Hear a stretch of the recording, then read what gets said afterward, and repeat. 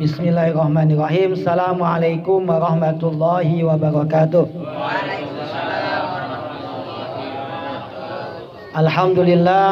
Alhamdulillahilladzi hadana lihada wa ma kunna linahtadiya laula an hadana Allah. Asyhadu an la ilaha illallah wahdahu la syarikalah wa asyhadu anna Muhammadan abduhu wa rasuluhu la nabiyya ba'dah. Allahumma sholli ala sayyidina wa habibina wa syafi'ina wa qurrati a'yunina wa tabibi qulubina wa maulana Muhammadin qalu subhanaka la ilma lana illa ma 'allamtana innaka antal alimul hakim. Rabbi shrah li sadri wa yassir li amri wahlul 'uqdatam min lisani yafqahu qawli. Rabbi zidna ilma warzuqna fahma birahmatika ya arhamar rahimin. Radina billahi rabba wa bil islami dina wa bi Muhammadin nabiyyan wa rasula. Ya Allah ya Rabbana birahmatikal wasi'ati ummana wa qina syarra ma hammana wa qammana wa alal imanil kamil wal kitabi was sunnati tawaffana wa anta radin anna amin ya Allah ya Rabbal alamin. Pertama-tama mari kita panjatkan puja puji syukur kita kehadirat Allah Subhanahu wa taala. Alhamdulillah pada kesempatan malam Senin di tempat yang penuh dengan barokah ini Allah senantiasa memberikan kepada kita semua cucuran rahmat, nikmat iman, nikmat Islam, nikmat sehat wal afiat, nikmat silaturahim sehingga kita bisa bermuajah duduk di majlis yang mulia ini. Alhamdulillah. Mudah-mudahan kita selalu istiqomah dalam menjalankan ibadah dan ketaatan kita kepada Allah Subhanahu wa taala. Amin ya Allah ya rabbal alamin.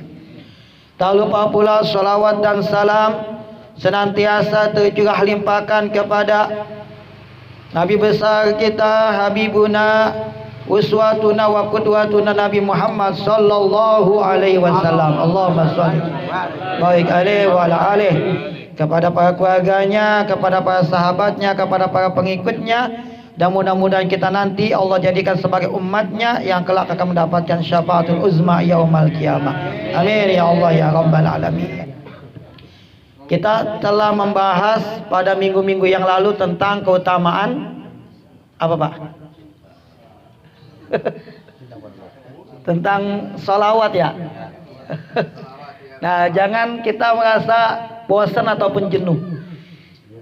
Coba kita perhatikan, ada hadis yang menjelaskan qala Rasulullah sallallahu alaihi wasallam, Allahumma sholli wa sallim wa barik alaihi wa ala alihi, ma qa'ada qaumun maq'adan lam yazkurullah wa lam yusallu ala nabiyina Muhammad sallallahu alaihi wasallam illa kanat alaihim hasratan yaumal qiyamah.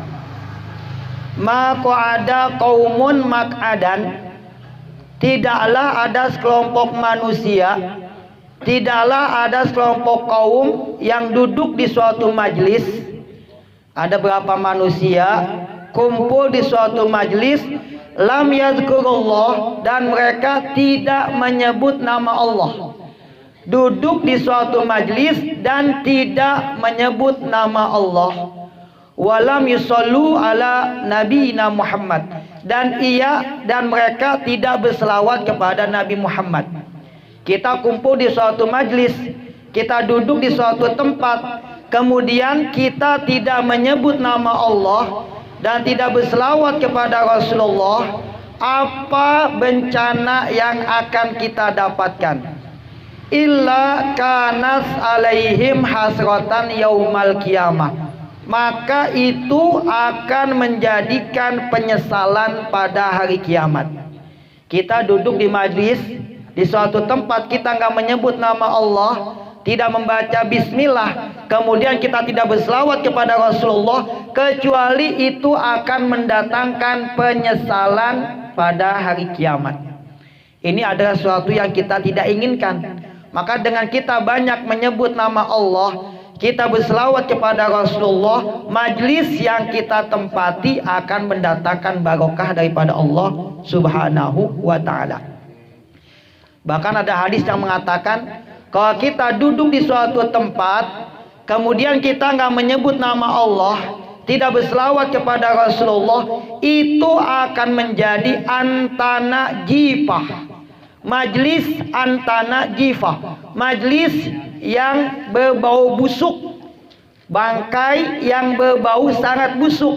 Kita duduk di suatu majlis nggak menyebut nama Allah, nggak membaca bismillah dan tidak berselawat kepada Rasulullah, maka majlis itu akan menjadi majlis bangkai yang berbau sangat busuk. Naudzubillah summa naudzubillah min. Maka setiap kita duduk di majlis, di suatu tempat kita kumpul, kita nyebut nama Allah dan kita berselawat kepada Rasulullah sallallahu alaihi wasallam. Kita tiap waktu berdoa kepada Allah. Ada nggak hubungannya antara doa dengan sholawat? Kita doa ba'da sholat atau ba'dal azan, kita doa. Ada nggak hubungan antara doa dengan sholawat yang kita baca? Ada nggak apa hubungannya, Pak? Doa dengan sholawat, sholawat dengan doa, ada nggak hubungannya? Apa hubungannya? Oke, harus tahu. Doa, sholawat, sholawat, doa, apa hubungannya? Apa kaitannya? Nah, coba ada suatu hadis yang menjelaskan, qala Rasulullah sallallahu alaihi wasallam, Allahumma sholli wa sallim baik alaihi. Kullu du'a mahjubun dunas sama hatta yusalli alayya. Fa idza shalla alayya in kharaqa dzalikal hijab thumma rufi'ad du'a. Kata Nabi, kullu du'a, setiap doa yang kita baca, doa yang kita panjatkan, semua doa mahjubun dunas sama. Doa itu tidak akan diangkat ke langit. Doa kita terhalang di bawah langit. Maka doa yang kita baca, doa yang kita panjatkan tidak akan sampai kepada Allah, tidak akan sampai keangkat di hadapan Allah, hatta yusalliya alayya, sampai yang berdoa itu berselawat kepada aku, kepada Rasulullah. Maka kita doa, sehusu apapun kita doa, sehebat apapun kita doa, kalau kita tidak mengawalinya dengan sholawat, maka doa itu terhalang, tidak akan sampai ke hadirat Allah. Hatta yusalliya alayya, sampai kita berselawat di dalam doa kita. Faida shalla alayya, ketika ia berselawat kepadaku, in kharaqa dzalikal hijab, maka hijabnya, penghalangnya akan in kharaqa, akan tembus. Hatta in kharaqa dzalikal hijab summa rufi'ad du'a, kemudian doa itu akan terangkat sampai ke hadirat Allah Subhanahu wa taala. Maka kalau kita doa, kalau kita tidak berselawat kepada Rasulullah, sehusu apapun doa kita, sehebat apapun doa kita, itu doa tidak akan sampai kepada Allah sampai kita berselawat kepada Rasulullah sallallahu alaihi wasallam. Maka dalam doa itu ada bacaan yang gampang. Baca auzubillahi minasyaitonir rajim, bismillahirrahmanirrahim, Allahumma sholli ala sayyidina Muhammad wa ala ali sayyidina Muhammad. Kita baca doa sholawat. Auzubillah, bismillahirrahmanirrahim, alhamdulillahirabbil alamin, Allahumma sholli ala sayyidina Muhammad wa ala ali sayyidina. Maka setiap doa mesti diawali dengan sholawat. Sehusu apapun doa kita, sehebat apapun doa kita, kalau tidak diawali dengan sholawat, maka doa itu tidak akan pernah sampai ke hadirat Allah Subhanahu wa ta'ala. Maka baca doa dengan sholawat. Auzubillah, bismillah, alhamdulillahirabbil alamin, Allahumma sholli ala sayyidina Muhammad wa ala ali sayyidina Muhammad. Kalau kita baca doa Allahumma inna nas'aluka salamatan fid dan lain sebagainya. Maka setiap doa yang kita baca mesti diawali dengan sholawat. Doa dan sholawat itu tidak bisa dipisahkan, satu kesatuan yang mesti ada. Doa, sholawat, sholawat mesti ada dalam suatu doa. Ada sebuah riwayat dalam kitab At-Tuhfatul Mardiyah. Nama kitabnya Tuhfah, At-Tuhfatul Mardiyah. Ada sebuah riwayat yang menjelaskan man shalla alaih wa huwa jalis ghufira lahu qabla ayyaquma wa man shalla alaihi wa huwa naim ghufira lahu qabla ayyastaiqiza. Itu dalam kitab At-Tuhfatul Mardiyah. Ada riwayat yang menjelaskan man shalla alaih wa huwa jalis, siapa yang berselawat kepada Rasulullah dalam keadaan dia itu duduk. Siapa yang berselawat kepada Rasul dalam keadaan dia itu duduk, ghufira lahu qabla ayyaquma, maka semua dosa dan kesalahannya akan diampuni sampai ia bangun dari tempat duduknya. Kita duduk 1 jam, 2 jam. Nah, ketika kita duduk kita baca sholawat, maka selama itu pula dosa kita akan terampuni sampai kita bangun dari tempat duduk kita. Wa man shalla alaihi wa huwa naim, siapa yang berselawat kepada Rasulullah sebelum ia memejamkan matanya, sebelum dia tidur, ghufira lahu qabla ayyastaiqiza, maka semua dosanya akan diampuni sampai ia terbangun dari tidurnya. Maka kalau kita mau diampuni dosa kita, kita lagi tidur aja dosa kita diampuni. Kita lagi tidur nggak baca apa-apaan, kita nggak sholat, kita nggak ngaji, kita nggak baca Quran, tapi dalam keadaan tidur dosa kita diampuni. Apa kuncinya? Sebelum kita memejamkan mata kita, maka bacalah sholawat kepada Rasul meskipun cuma 1 kali. Itu kata sebuah riwayat, man shalla alaihi wa huwa naim, siapa yang berselawat kepada Rasul sebelum ia memejamkan matanya, maka selama tidurnya sampai dia bangun, itu semua dosa-dosa yang dilakukan pada hari itu semuanya akan diampuni Allah. Dalam keadaan tidur pun dosa kita akan terampuni, padahal cuma kita baca sholawat 1 kali. Maka jangan pernah meremehkan sebuah sholawat, sekecil apapun, singkat pendek kita baca, itu pasti akan mendatangkan kemuliaan daripada Allah Subhanahu wa ta'ala.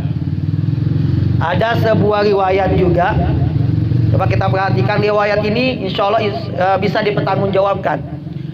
Apabila kita masuk ke dalam sebuah pemakaman umum buat umat Islam, ketika kita masuk ke dalam sebuah pemakaman, kita baca apa doanya, Pak? Baca masuk kubur itu doanya apa? Assalamualaikum ya ahlad diyar minal muslimin wa inna insyaallah bikum lahiqun. Kita semuanya pasti akan nyusul, betul Pak? Ini kita baca ketika kita masuk ke dalam suatu pemakaman. Assalamualaikum ya ahlad diyar minal muslimin wal muslimat wa inna insyaallah bikum lahiqun. Bismillahirrahmanirrahim. Assalamualaikum ya ahlad diyar minal muslimin wal muslimat wa inna insyaallah bikum lahiqun. Ini yang pendeknya, panjangnya ada lagi. Yang pendeknya aja. Kita baca doa ini, kemudian kita baca sholawat. Allahumma sholli ala sayyidina Muhammad wa ala ali sayyidina Muhammad, atau Allahumma sholli ala sayyidina Muhammadin nabiyil ummi wa ala alihi wa sahbihi wasallim. Apa keutamaan yang kita dapatkan? Apa kemuliaan yang kita dapatkan? Kita masuk di dalam suatu pemakaman, kita baca doa bismillah, assalamualaikum, kita Allahumma sholli ala sayyidina Muhammad wa ala ali sayyidina Muhammad. Apa yang kita dapatkan? Atau apa kemuliaan yang Allah berikan ketika kita membaca doa tersebut, salawat tersebut?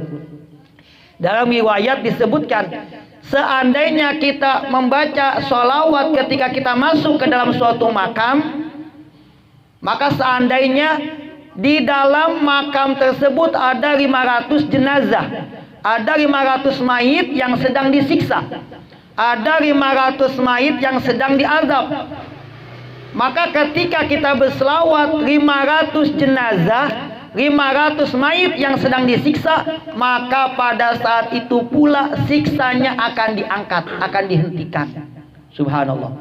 Kita baca selawat 1 kali, maka ketika kita berselawat masuk ke suatu makam, seandainya ada 500 jenazah yang sedang disiksa, ada 500 mayit yang sedang disiksa, maka pada saat itu pula semuanya akan diangkat, akan dihentikan azabnya berkat sholawat yang kita baca. Kalau kita sayang sama orang tua kita, kita datang ke makamnya, kita baca Fatihah, kita baca Yasin, baca dan sebagainya. Kemudian kita baca sholawat sebanyak-banyaknya. Maka saat kita berselawat, azab yang menimpa yang ada di dalam kubur itu, azabnya akan diangkat, azabnya akan dihentikan berkat sholawat yang kita baca. Maka jangan pernah meremehkan suatu sholawat. Allahumma sholli ala Sayyidina Muhammad wa ala ali Sayyidina Muhammad. Gampang. Allahumma sholli ala Sayyidina Muhammad. Gampang. Tapi kadang-kadang kita meremehkan, buat apa sih sholawat? Kita lagi bengong nih, baca aja Allahumma sholli ala Sayyidina Muhammad. Lagi ngopi, sholawat Allahumma sholli ala Sayyidina. Lagi ngerokok, Allahumma sholli ala Sayyidina Muhammad. Rokoknya dapat, kopinya dapat, sholawat pahalanya juga jangan meremehkan suatu kebaikan. Sekecil apapun pasti akan ada balasannya. Ada dialog Allah kepada Rasulullah. Coba ini buat ini aja Pak ya. Allah bertanya kepada Nabi Muhammad. Allah bertanya, bukan Allah tidak tahu. Allah maha tahu atas segalanya. Allah bertanya kepada Nabi Muhammad, ya Muhammad, dunia ini milik siapa? Ya Muhammad, dunia ini milik siapa? Kata Nabi Muhammad, dunia dengan segala isinya, dunia dengan segala apa yang ada di dalamnya, semuanya adalah milikmu ya Allah. Kata Rasulullah ditanya, ya Muhammad, dunia ini milik siapa? Dunia dengan apa yang ada di dalamnya, semuanya adalah milikmu ya Allah. Kemudian Allah bertanya lagi, ya Muhammad, langit ini punya siapa? Langit dengan segala apa yang ada di dalamnya, bintang-bintang, planet, matahari, semua yang ada di dalamnya, itu semua adalah milikmu ya Allah. Kemudian Allah bertanya lagi, ya Muhammad, arsy singgasana Allah, makhluk yang paling dahsyat yang pernah Allah ciptakan namanya arsy singgasana. Ya Muhammad, arsy ini milik siapa? Arsy dengan segala keagungannya ini juga milikmu ya Allah. Ini kata Nabi Muhammad. Kemudian bertanya lagi, ya Muhammad, surga itu milik siapa? Maka kata Nabi Muhammad, surga dengan segala keindahan yang ada di dalamnya, semua itu juga milikmu ya Allah. Bumi, dunia dengan segala apa yang dalamnya milik Allah. Langit dengan segala apa yang di dalamnya milik Allah. Arsy dengan segala kebesarannya, dengan segala keagungannya milik Allah. Surga dengan segala keindahannya, semuanya milik Allah. Kemudian Allah bertanya, lalu engkau ini milik siapa? Dirimu ini milik siapa? Kata Nabi Muhammad, diriku juga milikmu ya Allah. Lalu Allah bertanya, lalu aku ini milik siapa? Allah bertanya kepada Nabi Muhammad, lalu aku ini milik siapa? Diriku ini milik siapa? Aku ini milik siapa? Nabi Muhammad terdiam, Nabi Muhammad nggak bisa jawab. Tertunduk bersujud di hadapan Allah, angkat kepalamu ya Muhammad. Apa kata Allah? Aku adalah milik orang yang suka berselawat kepadamu wahai kekasih. Maka kalau kita ingin mendapatkan Allah, ingin mendapatkan cinta Allah, maka perbanyaklah berselawat kepada Rasul. Allah ini milik siapa? Allah adalah milik orang yang banyak berselawat kepadamu wahai kekasihku. Maka kalau kita ingin mendapatkan Allah, pengen dapat cinta Allah, pengen mendapatkan apapun yang ada di sisi Allah, maka perbanyaklah berselawat kepada Rasulullah sallallahu alaihi wasallam. Shallu ala Sayyidina Muhammadin. Allahumma sholli wa sallim wa barik alaihi wa ala alihi. Dalam kitab namanya kitab Mukasyafatul Qulub. Apa nama kitabnya Pak? Mukasyafatul Qulub. Yang bikin siapa Pak ini, tahu nggak? Kitab Mukasyafatul Qulub. Ya, ini kitab Mukasyafatul Qulub yang buat ulama yang bernama Abu Hamid Muhammad bin Muhammad Al-Ghazali At-Tusi.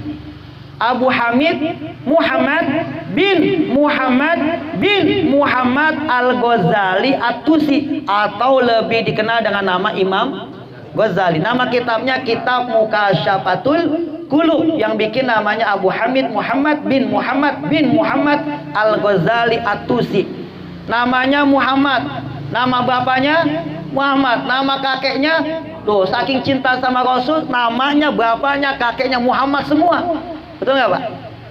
Abu Hamid Muhammad bin Muhammad Al-Ghazali At-Tusi. Lahirnya itu 450 Hijriah dan wafatnya 505 Hijriah. Berapa usianya, Pak? 450 dan meninggalnya 505 Hijriah. Berapa usianya tuh? 55 tahun. Usianya 55 tahun tapi peninggalannya, jasanya, kitabnya sampai ratusan. Kita udah bikin kitab berapa kitab, Pak? Jangan bikin, baca aja kadang-kadang kita malas, Pak ya. Baca kitab malas. Ini ulama bikin kitab buat kita. Sampai meninggal dunia pahalanya sampai kiamat nggak pernah putus. Udah ada bekalnya. Kok kita bikin apa buat umat Islam ini? Nah, ini Imam Ghazali. Dalam kitab Imam Ghazali disebutkan, Allah ila Musa. Allah memberikan wahyu kepada Nabi Musa.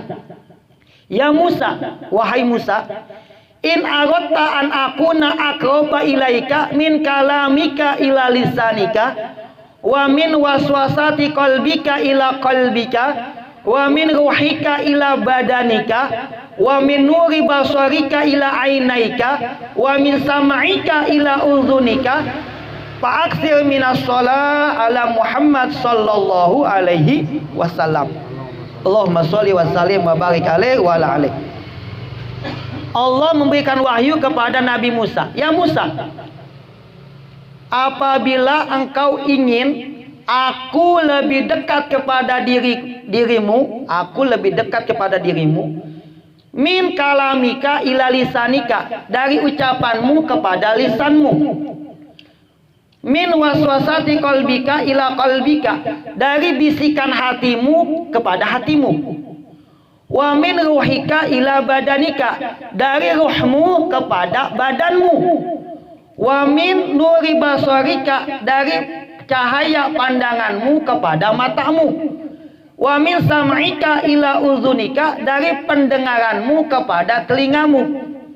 Kalau saya tanya, mulut dengan ucapan dekat atau tidak, Pak? Mulut dengan ucapan nyatu ya. Mulut sama ucapan nyatu. Kalam dengan lisan, lisan dengan kalam, itu nyatu. Kemudian hati dengan bisikan, nyatu atau tidak? Hati dengan bisikan, ya, nyatu apa bisa, Pak? Nyatu. Hati dengan bisikan hati menyatu. Lalu ruh dengan badan. Kalau badan gak ada ruhnya, mati apa hidup? Maka badan sama ruh itu menyatu. Ruh dengan badan menyatu. Lisan dengan ucapan menyatu. Mata dengan penglihatan menyatu nggak, Pak? Menyatu. Telinga dengan pendengaran menyatu. Ini kata Allah kepada Nabi Musa, kalau engkau ingin aku dekat kepadamu, lebih dekat daripada ucapan kepada lisan, lebih dekat daripada ruh dengan badan, lebih dekat pendengaran dengan telinga. Kalau engkau ingin aku dekat kepadamu daripada apapun juga, maka kata Allah kepada Nabi Musa, kalau engkau ingin dekat kepadaku, aku, kata Allah, bisa dekat kepadamu. Itu kuncinya apa? Kalau kita ingin dekat, sangat dekat dengan Allah, bahkan lebih dekat daripada ruh dengan nyawa, ruh dengan badan, itu kata Allah kepada Nabi Musa, berbanyaklah membaca sholawat kepada Nabi Muhammad. Maka kalau mulut dengan ucapan aja dekat, badan dengan ruh aja dekat, ini Allah bisa lebih dekat daripada itu. Maka Allah sudah menyatu dalam hati kita. Semua apa yang kita lakukan itu dalam bimbingan Allah. Ucapan kita, perbuatan kita, semua yang kita lakukan, langkah kita, itu semua berada dalam bimbingan Allah. Kenapa? Karena kita sudah dekat dengan Allah. Kalau kita mau dekat dengan Allah, maka kata Allah kepada Nabi Musa, perbanyaklah berselawat untuk kekasihku, yaitu Nabi Muhammad sallallahu alaihi wasallam. Shallu ala Sayyidina Muhammadin. Allahumma sholli wa sallim baik alaihi. Lama sakanal Madinah, ketika Nabi Muhammad datang menempati kota Madinah, itu malam apa, Pak ya? Hari apa ya? Senin ya. Nabi Muhammad lahirnya Senin, wafatnya Senin, diangkat jadi Rasul Senin, kemudian hijrah ke kota Madinah Senin, kemudian pertama kali menginjakkan kakinya di kota Madinah? Senin. Itu keutamaan hari Senin. Lahirnya Senin, wafatnya Senin, diangkat jadi Rasul Senin, mendapatkan wahyu pertama Senin, hijrah pada hari Senin, dan pertama kali menginjakkan kakinya di kota Madinah itu pun terjadi pada hari Senin. Ada sebuah riwayat mengatakan, lamma sakanal Madinah, lamma sakana Rasulullah al-Madinah. Ketika Rasulullah pertama kali menginjakkan kakinya di kota Madinah, fazala anhal marad, maka semua penyakit hilang. Itu Madinah sebelum diinjak sama Nabi itu gudangnya penyakit. Tempatnya tandus, gesang, panas, gudang penyakit. Itu sebelum diinjak sama Nabi Muhammad. Kota Madinah gesang, tandus, panas. Lalu ketika Rasul datang dan menginjakkan kakinya di kota Madinah, fazala anhal marad, semua penyakit, semua wabah hilang semuanya. Itu berkat kakinya Rasulullah. Rasul injak kota Madinah, semua wabah, semua penyakit hilang semuanya. Summa sharat mahrusah bil malaikah. Kemudian Madinah menjadi salah satu kota yang dijaga sama malaikat sampai kiamat.